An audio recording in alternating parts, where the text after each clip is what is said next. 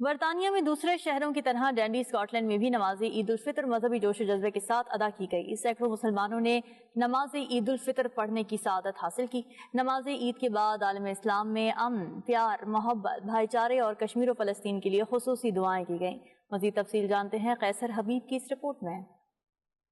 Scott land کے شہر ڈنڈی میں ادارہ منہاج القرآن میں نماز عید کا بھرپور انتظام کیا گیا، جس میں ڈنڈی اور گرد و نواح سے کثیر تعداد میں خواتین و حضرات اور بچوں نے شرکت کی اور نماز عید کی سعادت حاصل کی۔ مسجد بلال کے خطیب علامہ غلام سمدانی نے عید کی نماز پڑھائی۔ اس موقع پر عالم اسلام میں امن و پیار، محبت، بھائی چارے، کشمیر اور فلسطین کے لیے خصوصی دعائیں مانگی گئیں۔ خاص طور پر غزہ کے مظلوم مسلمانوں کو نمازیوں نے خاص طور پر اپنی دعاؤں میں شامل رکھا۔ یا اللہ یا رحمان رحیم، ہماری مسجد کی انتظامیہ، اس کے تمام احباب و اصحاب کی خیر فرما، ان کی تمام مسائل جمیلہ کو اپنی بارگاہ میں قبول فرما، ہمارے ائمہ کی خیر فرما، ان کے علم و فضل میں برکت عطا فرما۔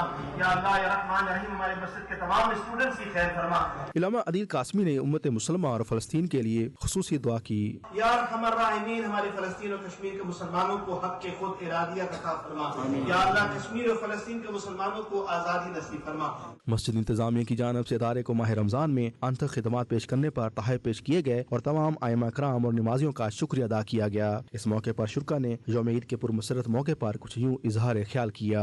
عید کے اس پرمسرت موقع پر تمام امت اسلامیہ کو عید کی خوشیاں صد بار مبارک ہوں۔ خوشی کی بات یہ ہے کہ پوری امت اسلامیہ اس دفعہ ایک ہی دن عید کر رہی ہے۔ میری طرف سے اہل ڈنڈی کو، پورے عالم اسلام کو عید مبارک ہو، لیکن اس موقع پر ہمیں اپنے فلسطینی بھائیوں کو، خاص کر غزہ کے لوگوں کو، ان بیواؤں کو، ان یتیموں کو ضرور یاد رکھنا چاہیے۔ میری طرف سے آپ سب لوگوں کو اور تمام اہل اسلام کو عید مبارک۔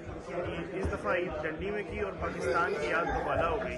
ہم سب فضل و کرم سے عید منا رہے ہیں، لیکن اس عید میں میرا پیغام ان لوگوں کے لیے ہے جو محروم ہیں، جن کے والدین نہیں ہیں، جن کے عزیز و رشتہ دار، قریبی رشتہ دار نہیں ہیں، اور اس ملک میں دیار غیر میں خاص طور پہ وہ بچے جو یہاں پڑھنے کے لیے آئے ہوئے ہیں، وہ اپنی فیملیز سے بچھڑے ہوئے ہیں، اور یہاں پر ان کا دل چاہتا ہے کہ وہ اپنی فیملیز کے ساتھ عید منائیں، تو ہمیں چاہیے کہ ہم ان کو اپنی فیملیز کی طرح ٹریٹ کریں۔ اہل ڈنڈی اور عالم اسلام کو بہت بہت عید مبارک ہو۔